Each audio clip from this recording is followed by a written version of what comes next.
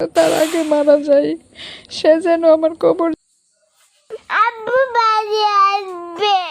আব্বু বাড়ি আসবে? তারপর এসে কি করবে? এসে কি করবে?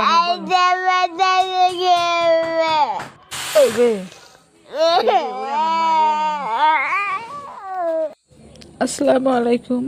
স্বপ্নটা ছিল তার, কিন্তু দায়িত্ব দিয়ে গেল আমাকে। সে সব সময় বলতো যে আমি যেন তার আগে মারা যাই, সে যেন আমার কবর জিয়ারত করতে পারে। কিন্তু আমার কি ভাগ্য, মরতে মরতে সেই আমাকে দুনিয়াতে রেখে সে আমার আগে চলে গেল।